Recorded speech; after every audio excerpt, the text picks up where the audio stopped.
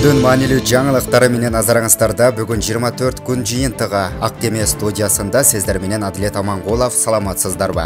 Бүгүн 2-июнь күн жыйынтыгы боюнча кыскача. Айеркен Саймаетинин иши боюнча күбө азаттыктын кабарчысы менен сүйлөшүп жатканда аны ыраазы кылам деп акча тууралуу сөз болуп жаткан. Бүгүн 2-июнда жогорку кеңеште Туркияда киши колду каза болгон Айеркен Саймаети боюнча түзүлгөн депутаттык комиссиянын жыйыны өтүүдө. Учурда жыйындын танапистен кийинки бөлүгү башталып, күбөлөрдүн видеого сүйлөгөн жазуулар көрсөтүлүп жатат. Саймаети боюнча күбөлөрдүн бири төмөнкүдөй сөздөрдү айтты. Айеркен Али менен телефон аркылуу сүйлөшкөн, алардын жолугушканы жөнүндө, кийин ал Стамбулга келгенде билдим. Бирок алардын жолугушуусун көзүм менен көргөн эмесмин. Айеркен ыраазы кылам деп экөө тең акча берүү тууралуу сөз кылды. Бирок анык сумманы айткан жок. Мен дагы аны тактап сураган жокмун. Анткени ал суроо мага керексиз суроодой туюлду, деди ал. Тергөөчү көрсөтмө Али деген ким деп тактаганда күбө азаттыктын кабарчысы Али Токтакунов экенин айтты. Самый мырза, Азаттык радиосуна.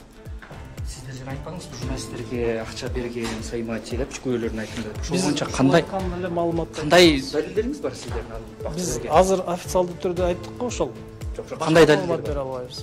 Айтпадыкпы далилдерди, күбөлөрдүн көрсөтмөлөрү. Күбөлөрдүн көрсөтмөлөрү деле бар. Башка далилдер жок. Документтер бар.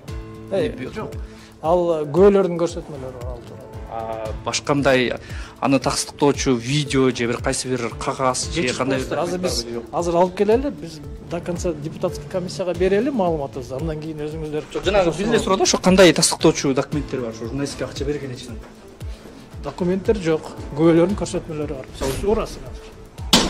Күбөнү эле айтып койгон видеосу бар. Бар. Мен бергем деген эле. Ал кайсы журналист кандай эмнени айтып бере аласызбы? Тергөөнүн кызыкчылыгын айтып бере албайбыз пока. Алар мисалы канча күбө айткан, аларды кандай шартта, кандай жагда, алар ким болот? Жанагы биз депутаттарга берген маалыматты уктуңуздар да, ошол жерде баардык нерселер камтылган. Азыркы андай айтпадыңызбы? Далилдер бар деп жана кандай далилдер? Деп эле кайталап бере берет экенсиң суроого. Мен айттым го. Жок, ошо кандай далилдер? Алар мындай журналистке акча берип атканы боюнча далил болуш керек да мисалы. Сен жанагы туура эмес түшүнүп атасың да, бул эми взятка эмес да, что с поличным хлопает дегендейчи. Бул жерде күбөлөрдүн көрсөтмөлөрү деле жетиштүү.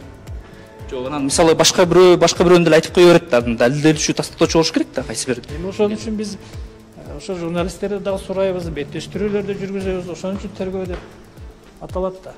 Жок, анан сиздер азыр бул жакта айтпадыңызбы, бергенин айтып атышат, ушундай болгон экен. Айттык го.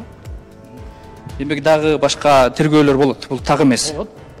Тастыктайбыз да. Мындай тастыкталган эмес. Тастыкталган буну тергөө көргөзөт. Бул боюнча Азаттык радиосу билдирүү таратты. Эркин Европа Азаттык радиосунун президенти Джейми Флай муну журналисттерди каралоо деп баалады деп жазылат. Эл аралык медианын президенти бул айыптоо журналисттерге каршы өз байлыгын жана бийлигин сактап калууга умтулган, коррупциялашкан адамдардын буга чейин жүрүп жаткан өнөктүгүнүн акыркы аракетиндей көрүнөт. Матраимов мырза журналист Али Токтакуновду жана Азаттыктын кыргыз кызматын сотко берип, былтыр декабрда кызматыбыздын банк эсеби камакка алынып, кийинчерээк кайра чыгарылган. Биз чындыкты бурмалаган мындай аракеттерди айыптап, кыргыз бийлигин иликтөөгө катышкан журналисттердин коопсуздугуна коркунуч келтиргендерди жоопкерчиликке тартууга үндөйбүз деп айтты деп жазылат маалыматта.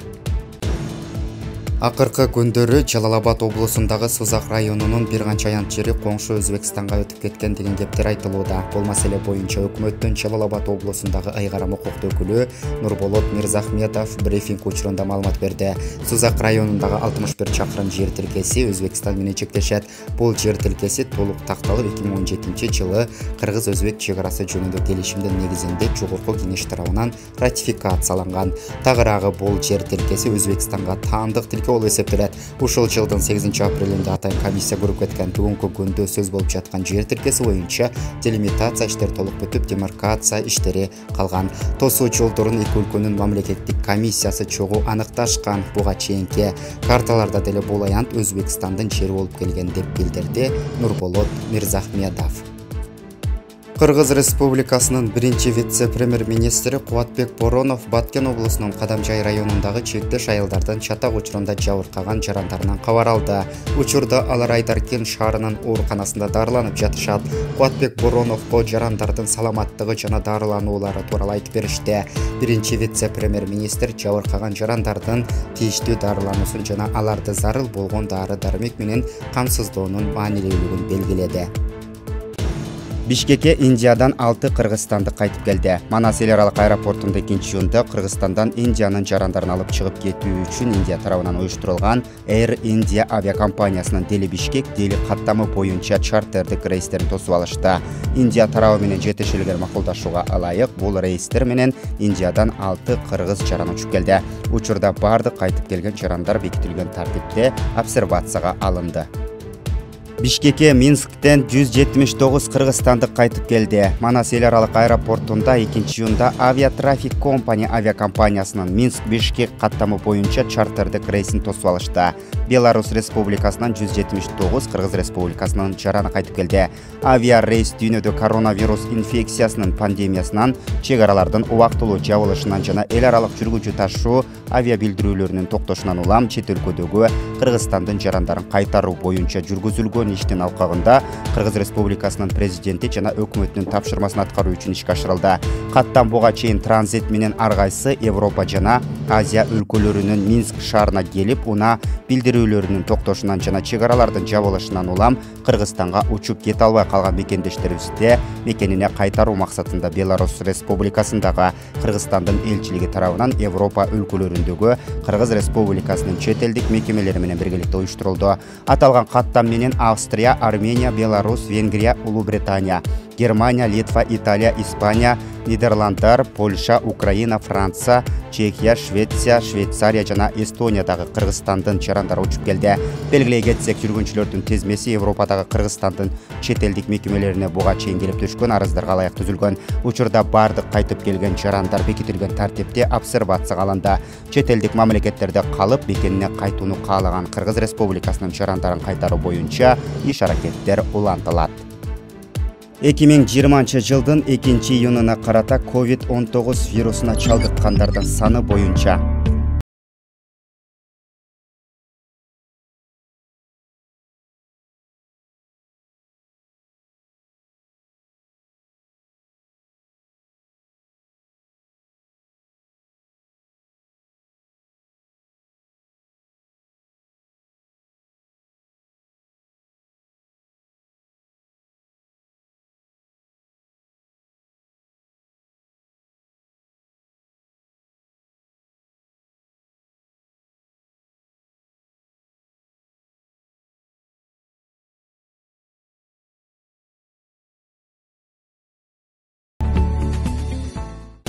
райондор аралык каттамдардын ичинен Созак Жалалабад маршруттук каттамын жандандырууга уруксат берди. Калган башка райондорго уруксат берилген жок. Учурда адамдар бири-бири менен байланышта көп болуп жаткандыктан элге кайрылып кетет элем.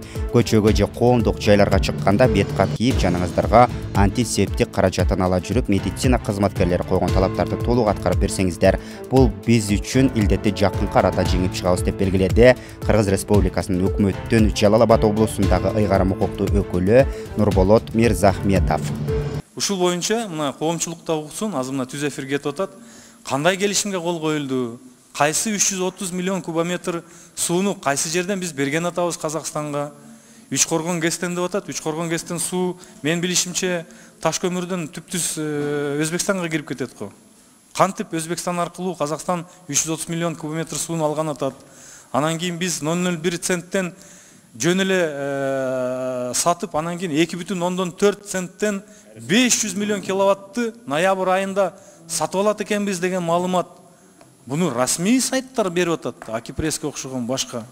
Бул боюнча же бир опровержение бербедиңиздер, же тастыктап, анда азыр мына эң ыңгайлуу учур болуп турат. Бул өтө кооптуу маселе. Ушу боюнча кыскача так маалымат берип койсоңуздар. Айтмат Кошевич. Саламатсыздарбы, урматтуу депутаттар. Исхак Айтбаевич, бул сиз көтөргөн маселе Казакстан Республикасынын өкмөтүнүн мүчөлүү өкүлдөрү менен бирдикте талкуулап ошондой чечимге келдик. Бул боюнча ошо кол коюлган протоколго кол коюлду. Ал протокол ГКПНдин пресс-службасы аркылуу толугу менен жарыяланды. Ал жерде ошол кандай тартипте, кандай болоордугу толугу менен каралды. Эки маселе каралды ал жерде. Биринчи маселе электр энергияны алмашуу маселеси. Башкача айтканда, өзүңүздөр билесиздер, Казакстанда жайкы мезгилинде суу жетпейт. Кыргызстанда бизде сууну ошо Нарын дарыясынан сууларды кой берүү биздин ошол энергия системанын иштешине жараша болот. Биз канчалык электр энергия керек десек, ошончо суу кой берилет. Ал суу Өзбекстанга өтүп, Тажикстанга өтүп, анан Казакстанга өтөт. Алардын ортосунда ал сууну бөлүп алып колдонуу боюнча өзүнчө келишимдери бар. Ким канча колдонот. Эгерде кимде ким ашыкча кой берип колдоном десе, анда биз менен сүйлөшүү аркылуу чечилет. Акыркы 4 жылдын ичинде ушундай практика колдонулуп келатат. Товар алмашуу, электр энергия алмашуу маселеси. Башкача айтканда, жайдын күнү июнь, июль, августтарында, июнь менен июль 3 айда электр энергияны Казакстан алат. Кайра сентябрь, ноябрь айында кайтарып берет бизге.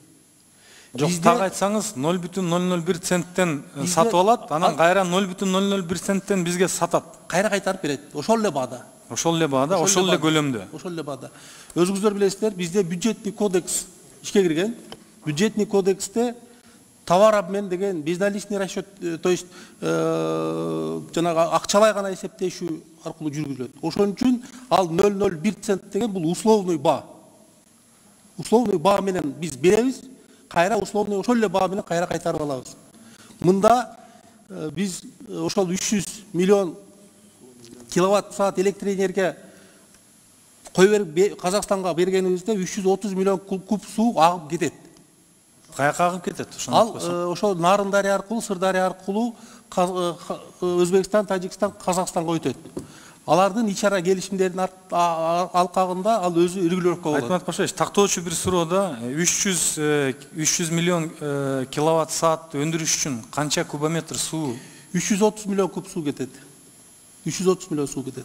Алар кайра сентябрь, ноябрь айында бизге кайтарат. Ошол эле 0,01 цент деген баа менен бизге кайтарып берет. Ал условный баа. Аны кайтарып бергенде биздин энергия система ошончо электр энергияны өндүрбөйт. Өндүрбөгөн учурда ошончо сууну кайра үнөмдөп, 330 миллион сууну үнөмдөп, кайра ошо кестерде сактап калганга мүмкүнчүлүк болот. Бул жөнөкөй гана товар обмен системасы. Ушул жана башка кабарларга назар салыңыздар. Биздин каналга катталып, жаңылыктарга биринчилерден болуп күбө болуңуздар.